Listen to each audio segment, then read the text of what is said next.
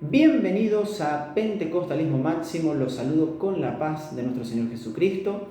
Mi nombre es Eliseo y hoy estaremos tocando otra lección sobre el apóstol Pablo, las lecciones de vida y el ministerio del apóstol de los gentiles para la Iglesia de Cristo. Esta será la cuarta lección que tiene por título Pablo, la vocación a ser apóstol. El texto áureo lo encontramos en 1 Corintios, capítulo 1, versículo 1, que dice así: Pablo, llamado a ser apóstol de Jesucristo por la voluntad de Dios. Antes de pasar a la verdad práctica, toquemos algunas cositas que nos servirán muchísimo con respecto al texto áureo de la lección. En primer lugar, el texto áureo nos menciona a Pablo. ¿Quién fue Pablo? Recordemos que Pablo tuvo tres contextos en su vida. Tenemos al Pablo que era judío, que se crió en un ambiente del Imperio Romano, y que estaba influenciado obviamente por la cultura griega de su tiempo. O sea, tenemos el mundo judío, el judaísmo de Palestina básicamente, y después tenemos el ambiente en el que él fue criado, en Tarso, en el cual él desemboca su ciudadanía romana, su conocimiento del imperio y al mismo tiempo su cultura en muchos aspectos griega. Entonces, este era Pablo, ese fue el origen de Pablo. Pablo creció siendo hebreo, de la tribu de Benjamín, fariseo celoso. Comienza, cuando surge el cristianismo, a perseguir a los cristianos de una manera muy, pero muy particular. Quería aniquilar al cristianismo, pero se topó con Jesucristo, con el Jesucristo resucitado. Y nuestro Señor Jesucristo lo tenía ya marcado desde antes de la fundación del mundo. Y cuando se topa con Él, su vida cambia. En ese interín entonces en que su vida cambia, Pablo es llamado desde antes de la fundación del mundo, pero ahora en primera persona por nuestro Señor Jesucristo.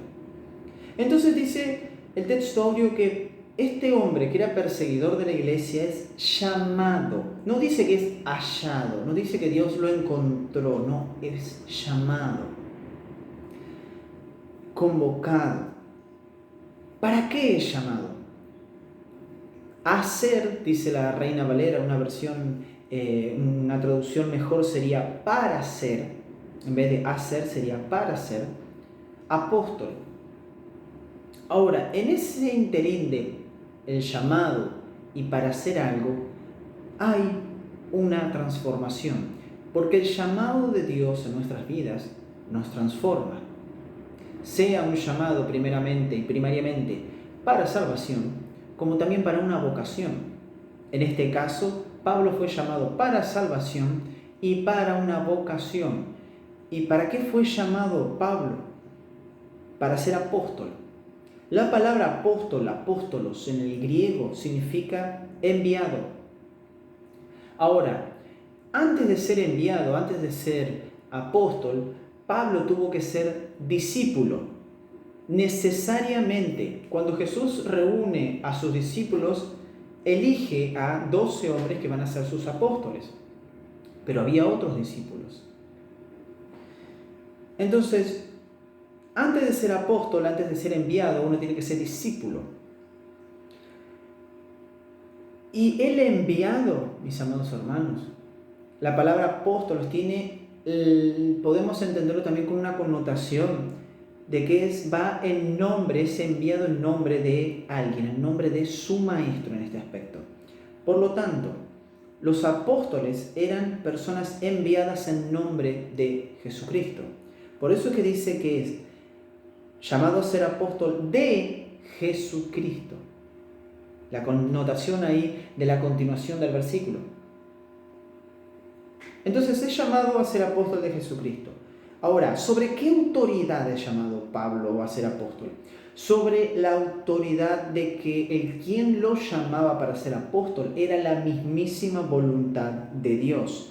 Nosotros no escogemos, mis amados hermanos, la vocación. No existe tal cosa de que, bien, yo te llamo yo voy a dedicarme a tal cosa.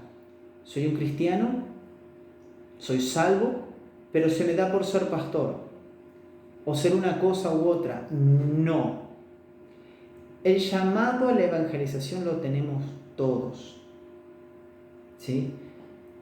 El llamado al pastorado no.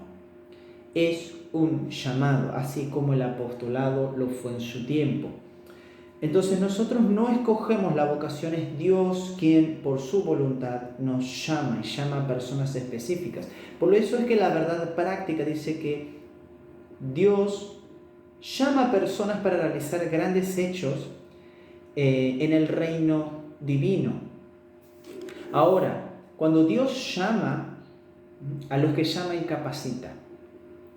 Y eso es una de las cosas que vamos a estar viendo en esta lección. Entonces, ahora bien, vamos específicamente a la lectura en clase. La lectura en clase se encuentra en Hechos de los Apóstoles, capítulo 9, versículo 15 al 22, y también vamos a estar leyendo Gálatas, capítulo 1, versículo 11 al 18, que dice así. Hechos, capítulo 9, del 15 al 22, dice: El Señor le dijo: Ve, porque instrumento escogido me es este para llevar mi nombre en presencia de los gentiles, y de reyes, y de los hijos de Israel, porque yo le mostraré cuánto le es necesario padecer por mi nombre. Fue entonces Ananías y entró en la casa, y poniendo sobre él las manos, dijo: Hermano Saulo. Noten que él ya era cristiano, ya había sido convertido. El Señor Jesús, que se te apareció en el camino por donde venías, me ha enviado para que recibas la vista y seas lleno del Espíritu Santo. Y al momento le cayeron de los ojos como escamas, y recibió al instante la vista, y levantándose fue bautizado. Y habiendo tomado alimento, recobró fuerzas, y estuvo Saulo por algunos días con los discípulos que estaban en Damasco. Y enseguida predicaba a Cristo en las sinagogas, diciendo que éste era el Hijo de Dios. Y todos los que le oían estaban atónitos y decían: ¿no es este el que asolaba en Jerusalén a los que invocaban este nombre? Y a eso vino acá, para llevarnos presos ante los principales sacerdotes.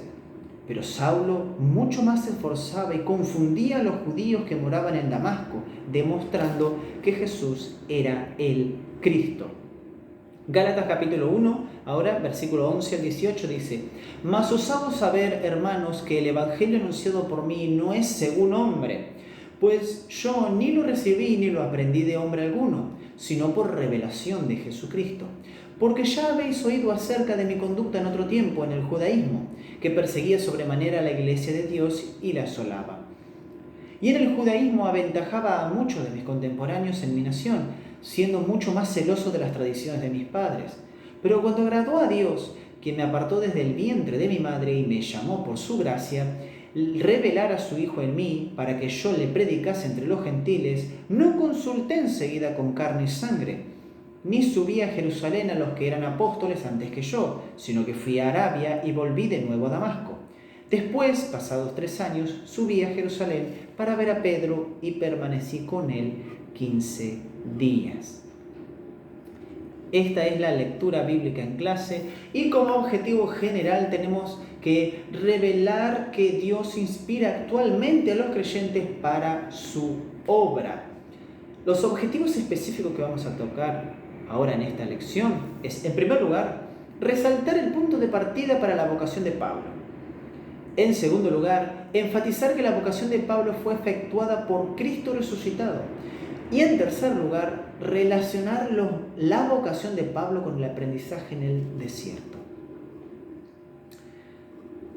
Ahora bien, antes de que el apóstol Pablo ejerciera su vocación, mis amados hermanos, él pasó por un aprendizaje en el desierto. El desierto le enseñó más sobre Jesús, donde el apóstol pudo reevaluarse delante de Dios mediante sus creencias y convicciones. Él ahora podía confrontarlas, ¿sí?, con la revelación de la gracia de Dios en Cristo. Aún en el desierto, él pudo reflexionar sobre la simplicidad, dominar sus pasiones instintivas y, por medio de la soledad, aprender a depender de Dios. El desierto que Pablo experimentó, mis amados hermanos, puede traer profundos aprendizajes para nuestros propios desiertos. Cuando los experimentamos, ya sea en la vida cotidiana como en el ministerio dado por Dios. Y ahora sí, el comentario que nos trae nuestro hermano Eliniai Cabral, pastor y teólogo, consultor, comentarista de la CPAD, la editorial de las Asambleas de Dios, allá en Brasil. En esta lección, dice, vamos a estudiar la vocación de Pablo para el santo apostolado. Veremos el punto de partida de su vocación y de su escuela de formación en el desierto de Arabia.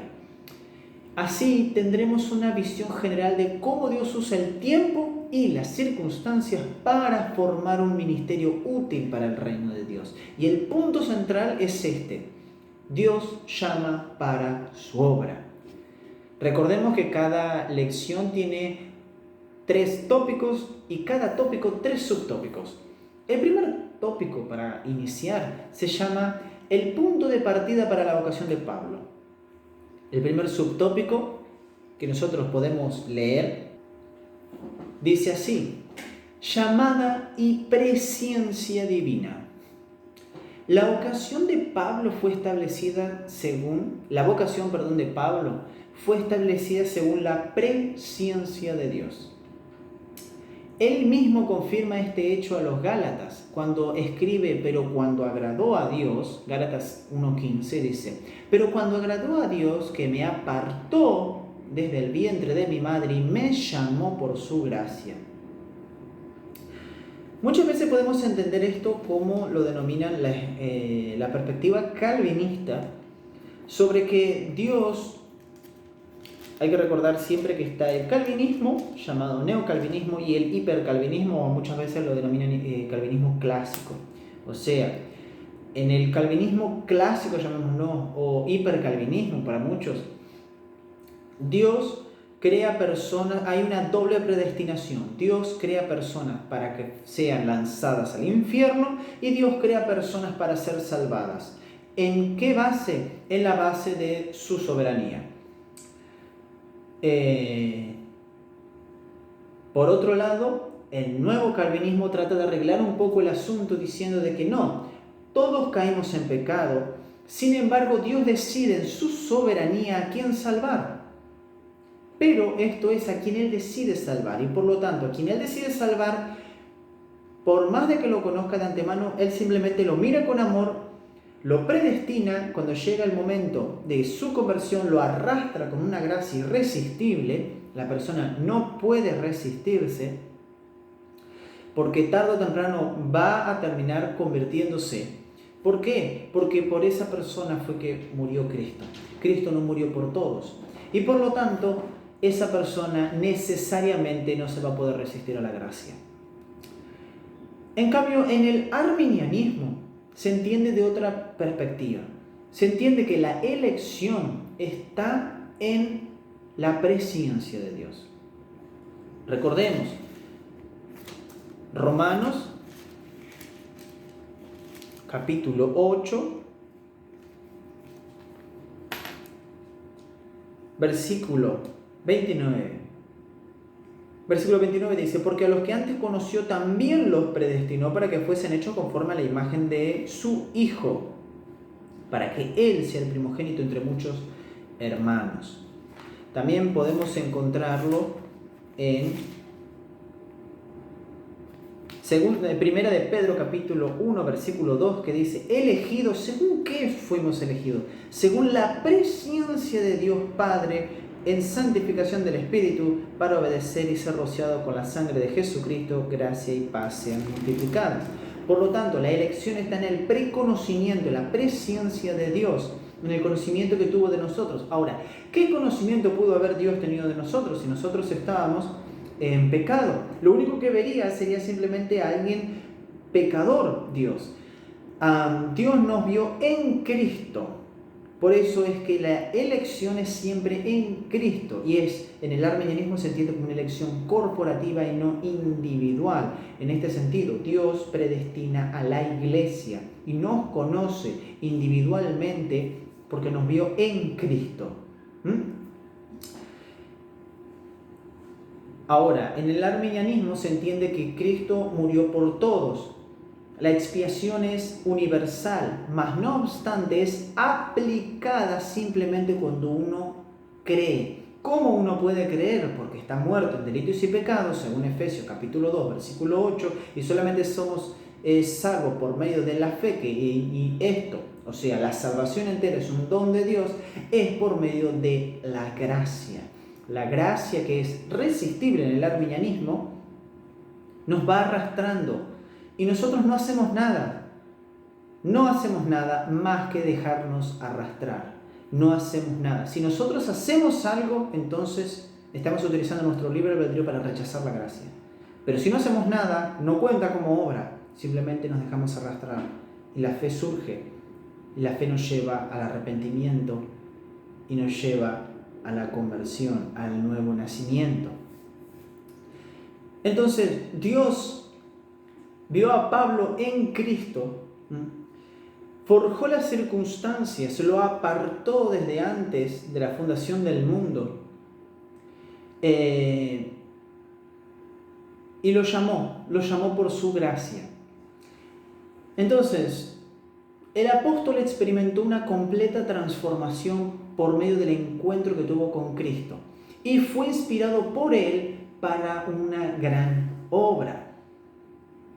El libro de los Hechos de los Apóstoles atestigua una llamada profética cuando nuestro Dios le dice a Ananías en Hechos 9, versículo 15 y 16, dice: el Señor le dijo: ve, porque instrumento escogido me es este, para llevar mi nombre en presencia de los gentiles y de reyes y de los hijos de Israel, porque yo le mostraré cuánto le es necesario padecer por mi nombre.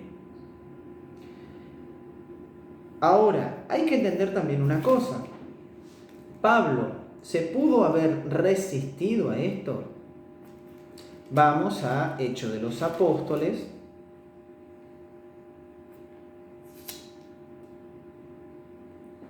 Hechos de los Apóstoles,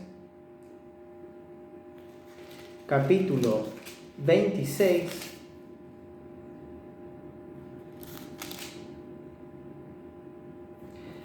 En el cual Pablo comienza a contar su visión, su conversión, cuenta su vida primeramente y después cuenta su conversión, y él dice, así como Jesús le dijo a Ananías de que Pablo que vaya porque Pablo era un instrumento escogido para él, asimismo, por otro lado, en Hechos de los Apóstoles, cuando él cuenta su perspectiva, porque recordemos que Hechos capítulo 9 es Lucas contando, ¿sí?, la historia de Pablo, los hechos, cómo se convirtió.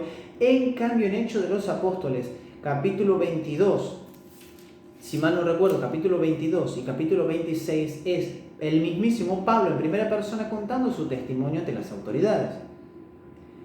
Pero así como Jesús le dice a Ananías que él es un instrumento para llevar su nombre a presencia de gentiles, reyes, los hijos de Israel, Pablo al mismo tiempo, cuando está testificando ante el rey Agripa, dice que no fue rebelde a la visión celestial, sino, dice el versículo 19 y el versículo 20, sino que anunció primeramente a los que estaban en Damasco y en Jerusalén y por toda la tierra de Judea, y a los gentiles que se arrepienten y se convirtiesen a Dios haciendo obras dignas de arrepentimiento. Y específicamente se estaba refiriendo a un rey, como dijo Jesús, que anunciaría. Pero él dice que no resistió, no fue rebelde. ¿Qué es, en cierto sentido, el pecado? El pecado es una rebelión contra la autoridad divina.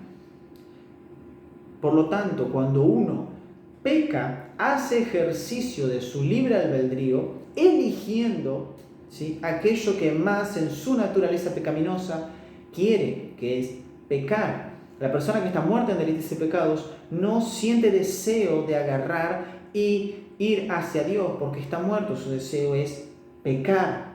Pero Dios había convertido a Pablo, lo había transformado. Pero Pablo al mismo tiempo dice que no fue rebelde. No quiso por él, en su libre albedrío, rebelarse, rechazar. Entonces dice que él no fue rebelde a la visión celestial. Y de esta forma, mis amados hermanos, Pablo fue bautizado en el Espíritu Santo y bautizando en las aguas también, y tuvo una vida restaurada. Hechos de los Apóstoles, capítulo 9, versículo 18, dice así: y al momento le cayeron de los ojos como escamas y recibió al instante la vista, y levantándose fue bautizado. Y anteriormente, ¿qué es lo que dice? Dice que entró Ananías, versículo 17, porque lo habían enviado para que reciba la vista y sea lleno del Espíritu Santo. Fue bautizado en el Espíritu Santo y fue bautizado por las aguas. Un nuevo nacimiento. Ahora, esto de que se cayeron de sus ojos como escamas, podemos entenderlo de una perspectiva literal como una perspectiva alegórica. ¿En qué sentido? Literal, recobra la vista. Recordemos que Pablo había quedado ciego. Y en el versículo 17 dice que fue enviado a Ananías para que reciba la vista y sea lleno del Espíritu Santo. Él es bautizado en el Espíritu Santo y recibe la vista. Él vuelve a ver. Ese es el sinónimo de cómo debemos entender el tema de las escamas que se caen. Ahora, en el lado alegórico podemos espiritualizar esto y decir, ahora Pablo entiende las cosas desde otra perspectiva. Lo que no entendía, como hablábamos en la clase número 2, que Pablo creía y veía a los cristianos como blasfemadores, como herejes. ¿Por qué?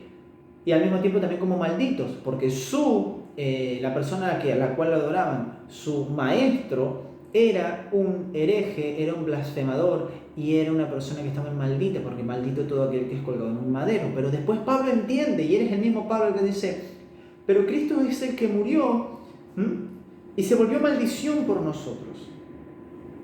Y Pablo comienza a entender las cosas de otra manera. El segundo subtópico dice un ministerio en la plenitud del Espíritu. Después de pasar por la experiencia de un nuevo nacimiento, Pablo recibió la plenitud del Espíritu, es decir, él fue bautizado en el Espíritu Santo, Hechos 9:17.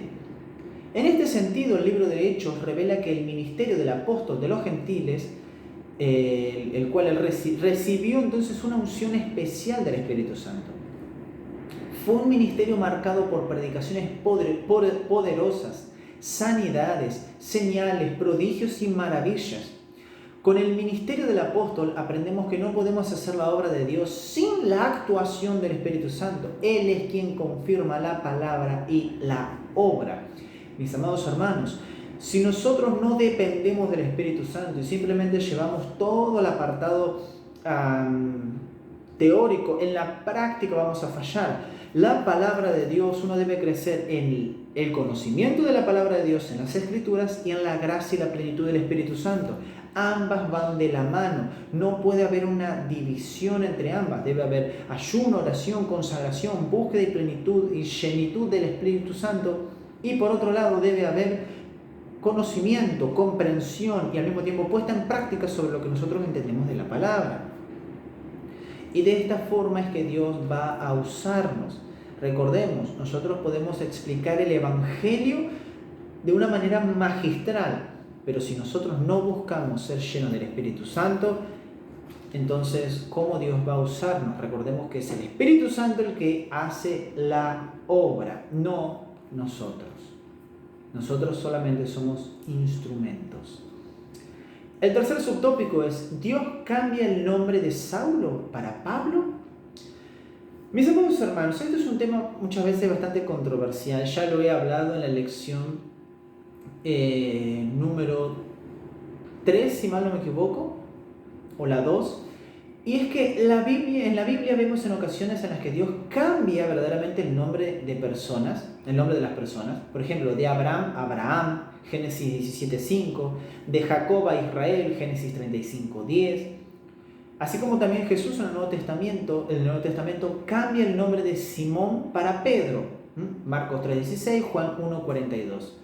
Pero acá sucede algo distinto con el nombre del apóstol Pablo. Porque muchas veces en las escuelas dominicales, en los círculos de oración de niños, se nos enseña esto y esto está mal porque estamos pervirtiendo el texto. Porque no hay mención de eso en la Biblia.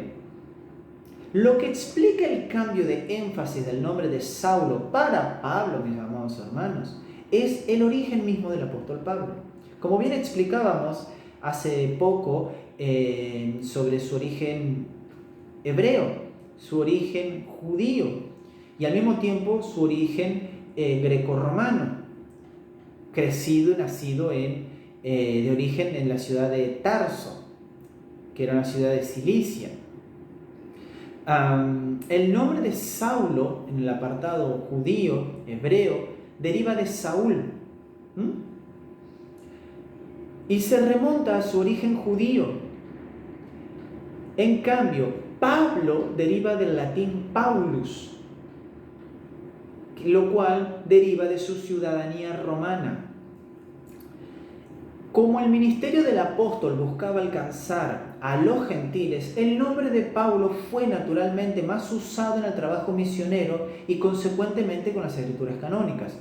Entonces, en este aspecto es que Lucas, el evangelista Lucas, que es el autor de Hechos de los Apóstoles, empieza y cambia y se dirige más para llamarlo Pablo, cuando se dirige, empieza a tener su directriz hacia los gentiles, y mientras tanto lo llamaba Saulo. ¿Por qué? Porque todavía no se había convertido y porque todavía aún permanecía estando con los judíos. Pero cuando él empieza a tener su mirada hacia los gentiles, porque es específicamente para eso que lo llamó Dios, y tuvo su encuentro con Jesucristo, entonces Lucas empieza a llamarlo más como Pablo, y mismo él se dirige a los gentiles como Pablo, porque era un nombre más recurrente en el mundo gentil, que es Saulo.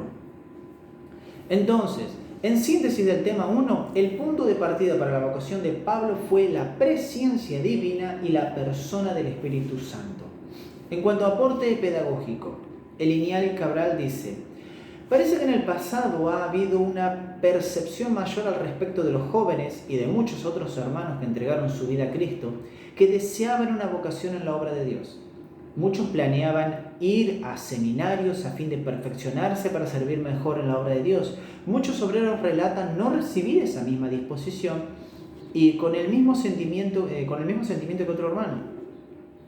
Claro que eso no significa que no haya personas siendo llamadas, pues Dios los llama en cualquier momento. En este sentido, debemos promover una reflexión respecto a las vocaciones mediante las siguientes preguntas. Entonces, Elinial Cabral quiere que nos preguntemos: ¿usted se siente vocacionado por Dios para alguna obra? ¿En algún momento de su vida usted ignoró o ha ignorado ese llamado?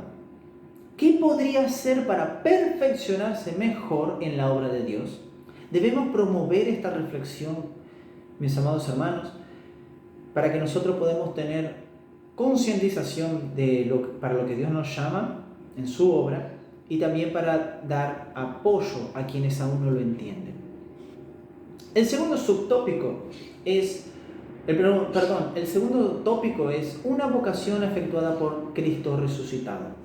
El primer subtópico es: Saulo vio el esplendor glorioso de Cristo resucitado. Hechos 9, 3-6. No fue, mis amados hermanos, un espejismo ni una ilusión óptica. Saulo vio realmente a Cristo resucitado. Él vio realmente a quien él perseguía. Hechos 9:17. Esta visión gloriosa, mis amados hermanos, eclipsó su orgullo ante las autoridades judías y fue definitiva para su vida de aquel entonces. y más tarde sería un embajador de Cristo hacia las iglesias. ¿Todo por qué? Porque se encontró con el Cristo resucitado. El segundo subtópico es una vocación inevitable para el apostolado entre los gentiles. Dios escogió a Saulo de antemano para hacer conocer su voluntad. Fijémonos en lo que dice Hechos de los Apóstoles, capítulo 22, capítulo 22, versículo 14, que dice así: y él dijo, Dios de nuestros padres te ha escogido para que conozcas su voluntad y veas al justo y oigas la voz de su boca. ¿Cuál era la voluntad de él para Saulo? Transformarlo en un embajador de Cristo, un predicador del Evangelio. Hechos de los Apóstoles, como dije, 9, versículo 20, relata muy bien esto. Que ni bien recobró la vista, fue bautizado con el Espíritu Santo, fue bautizado por aguas, versículo 20 dice en Hechos de los Apóstoles, capítulo 9, enseguida predicaba a Cristo en las sinagogas diciendo que este era el Hijo de Dios. Vean el cambio. ¿Por qué? Porque el llamado transforma. No de casualidad, varias de las cartas del apóstol a las iglesias plantadas por él eran así identificadas. Efesios 1:1, por ejemplo, Pablo, apóstol de Jesucristo, por la voluntad de Dios. El apóstol no fue ordenado en Jerusalén ni por una comisión de apóstoles formada por Pedro, Juan, Santiago o por los otros apóstoles de Cristo. Lo que prevaleció fue la declaración de Jesús a Ananías, discípulo fiel de Cristo en Damasco, que dice en Hechos 9, versículo 15. El Señor le dijo, ve, porque instrumento escogido me es este, para llevar a mi nombre presencia de los gentiles y de reyes y de los hijos de Israel. Ananías, con autoridad delegada por el propio Señor Jesucristo, en una visión fue al encuentro de Saulo, en la calle llamada La Derecha, y allí, llegando, dice el versículo 17 del capítulo 9 de Hechos de los Apóstoles, poniendo sobre él las manos. Recobró la vista, fue bautizado con el Espíritu Santo. La vocación nos transforma y el llamado nos transforma. Y este llamado, cuando es por la voluntad de Dios, inevitablemente va a suceder. En este sentido, nosotros no creemos que la gracia sea irresistible. Mas no obstante, yo personalmente creo, y muchas personas creen, que cuando Dios te marca para un llamado específico, para su obra, uno siempre va a ser consciente de ello. Va a resistirse, quizás pasa toda su vida y no quiere, pero inevitablemente uno va a ser consciente de ello. El tercer subtópico dice así: la vocación cambió del rumbo de vida de Saulo. De perseguidor de los seguidores de Jesús, de personalidad tenaz y obstinada, como nos menciona la palabra de Dios en Hechos de los Apóstoles, capítulo 8 y capítulo 9. Dios llamó a Saulo y lo transformó en el apóstol que sería el mayor responsable por la expansión de la iglesia en el mundo de los gentiles. La operación de la gracia salvadora en la vida de Saulo promovió un cambio radical en su vida. Fue Jesús quien lo confrontó, lo sorprendió y lo llamó por su nombre. Cristo, mis amados hermanos, aún llama al ser humano para fructificar en el reino de Dios. Por lo tanto, es necesario, dice Linnea Cabral, un encuentro real con Cristo. Cuando eso sucede, Él capacita al ser humano para su propósito. Y de esta forma, esta fue la forma que sucedió con Saulo. Y esto es específicamente lo que les vengo hablando. El llamado transforma, nos cambia y Dios nos capacita para su obra. Podemos resistir el llamado de salvación, podemos resistir el llamado para su obra, pero la voluntad de Dios está marcada. Él quiere. De la misma forma que quiere que todos los hombres vengan al arrepentimiento, que todo el mundo sea salvo, muchos lo rechazan. De la misma forma quiere que los que son salvados cumplan el propósito de su obra. Entonces, en síntesis del tema 2, la visión gloriosa de Cristo resucitado cambió definitivamente el rumbo de vida de Pablo.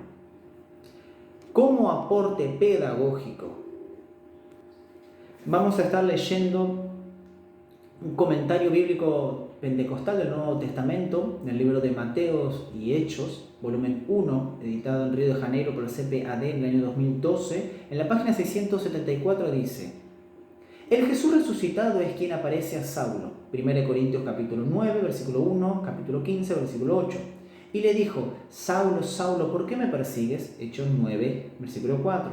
Esa pregunta está dirigida al propósito inmediato de Saulo de destruir a la iglesia. Atacar a los discípulos de Jesús no es, como Saulo piensa, mera persecución de personas que adoran de manera herética. Es un ataque contra el propio representante divino, en la persona de su pueblo. En un principio, Jesús no se identifica cuando se le presenta a Pablo, ¿no? Entonces el perseguidor pregunta: ¿quién eres, Señor? Versículo 5 de Hechos de los Apóstoles, capítulo 9. Ahora, el término aquí, Señor, usado, puede ser simplemente un título de respeto. Sin embargo, hay un fuerte apoyo para entenderlo en el sentido cristiano de Señor. Este mismo término lo usa Lucas en Hechos de los Apóstoles, en el capítulo 1, versículo 6 y versículo 24. En el capítulo 4, versículo 29. El capítulo 7, versículo 59 al 60. Capítulo 9, versículo 10 y 13. Capítulo 10, versículo 14. Capítulo 11, versículo 8 y capítulo 22, versículo 19. Entonces, esto podría ser entendido como que Saulo confiesa que está hablando a él como Señor, reconociendo que él se dirige a la persona misma divina. El Señor exaltado se identifica como Jesús, a quien Saulo está persiguiendo. Allí en la calle de Damasco, el crucificado revelado a Saulo en su gloria divina lo transforma. Otro aporte que nos da más es sobre el término que estábamos hablando anteriormente, presciencia divina, que viene del latín presentia, ciencia innata. Es un atributo metafísico incomunicable de Dios. ¿Por qué es incomunicable? Es incomunicable porque nosotros no lo tenemos. Nosotros podemos presenciar, por así decirlo, amor, porque es un atributo comunicable de Él. Nosotros también podemos amar, mas no podemos tener presciencia. Por eso es incomunicable. Dios no nos lo comunicó a nosotros. Entonces, es un atributo metafísico e incomunicable de Dios, a través del cual Él se hace eternamente presente en el tiempo y en el espacio, conociendo todas las cosas de manera anticipada. 1 de Samuel, capítulo 2, versículo 3, 1 de Juan, capítulo 3, versículo 20. Y esto se encuentra en el diccionario teológico editado por la CPAD en la página 303. El siguiente tópico y el último: vocación de Pablo y el aprendizaje en el desierto. El primer subtópico dice así: la ida hacia el desierto. El ministerio de Pablo necesitaba, dice, una preparación austera, silenciosa y de comunicación con Dios y de reflexión. En vez de ir a Jerusalén para aprender con los apóstoles, él se apartó de los judíos en las sinagogas, donde posteriormente pasó a representar a Cristo. Pablo tomó el camino hacia Arabia, al sudeste de Damasco, bajo el dominio del rey Aretas. Lo menciona en Gálatas capítulo 1, versículos 17 y 18, 2 de Corintios capítulo 11, versículo 32. El apóstol prefirió vivir en un lugar en la región desértica de Arabia, donde habitaban algunos grupos nómades, y él era totalmente desconocido.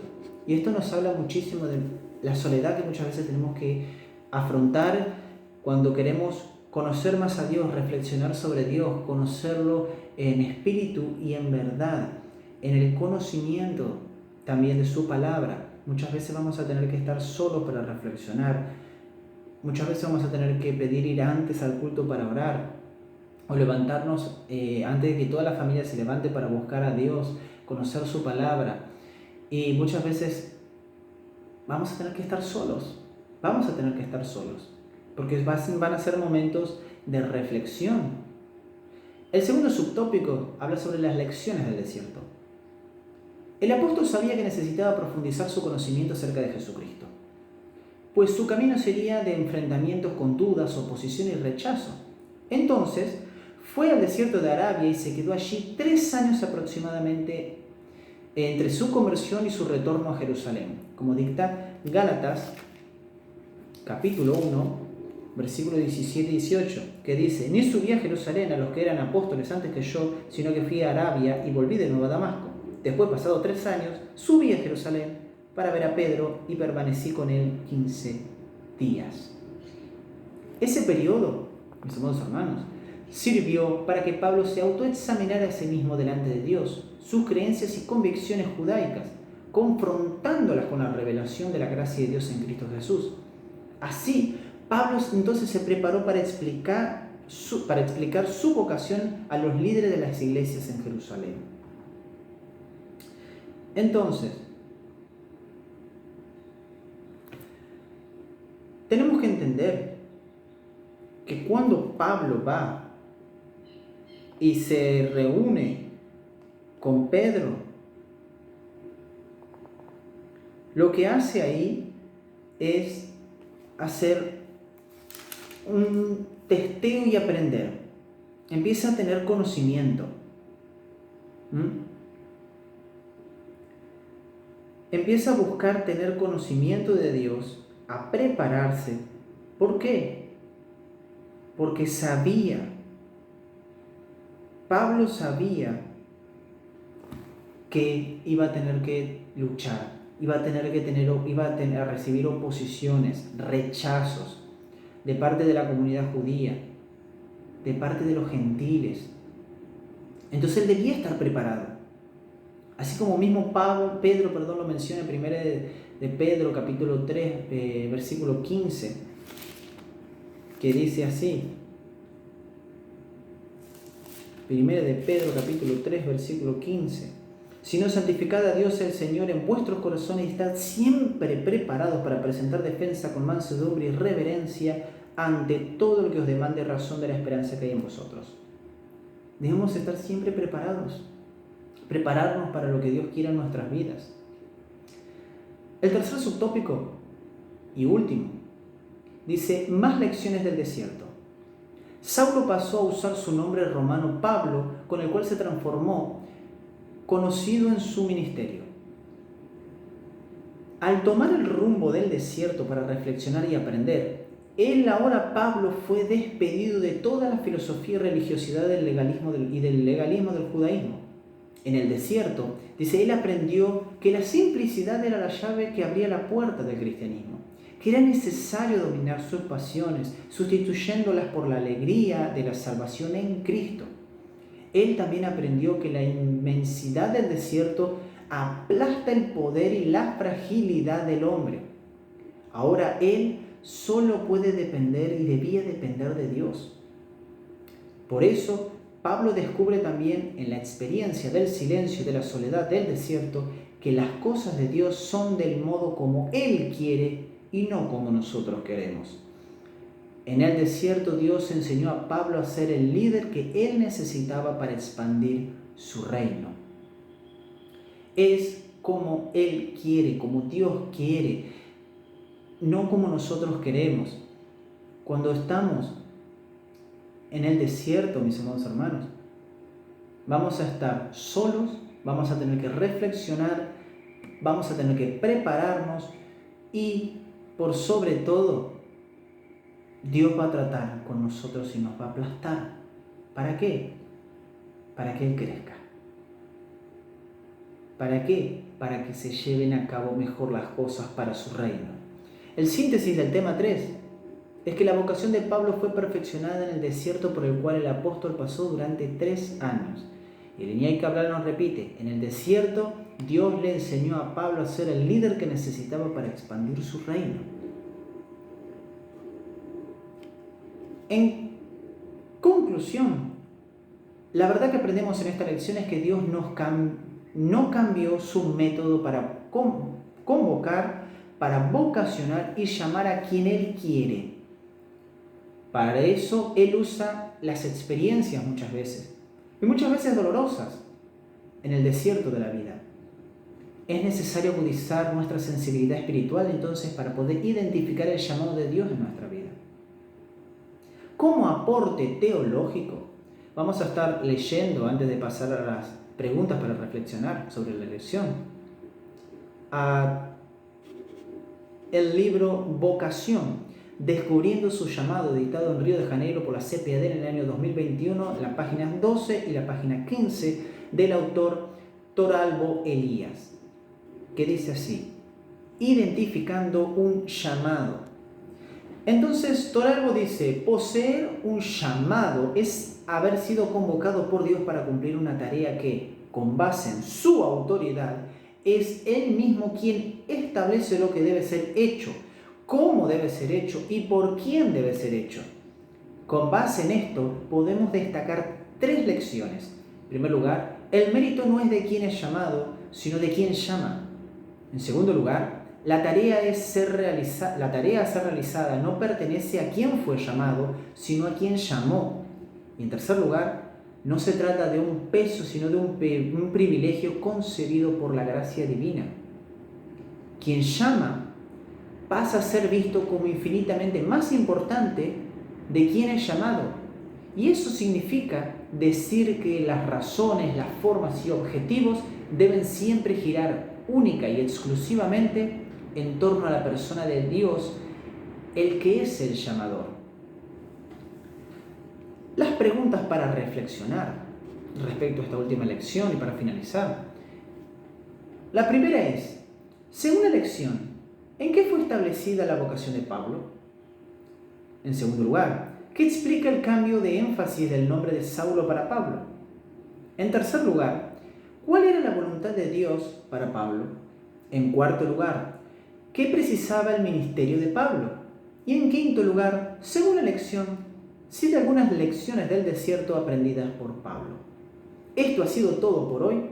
Nos vemos en la próxima lección, la número 5, que se titulará Cristo y este crucificado, el mensaje del apóstol. Ahí vamos a ver y a notar que el mensaje del apóstol Pablo es completamente cristocéntrico. Es Cristo, Cristo, Cristo siempre. Así que recuerden una cosa, Jesús salva, cura, bautiza con el Espíritu Santo y está pronto a regresar.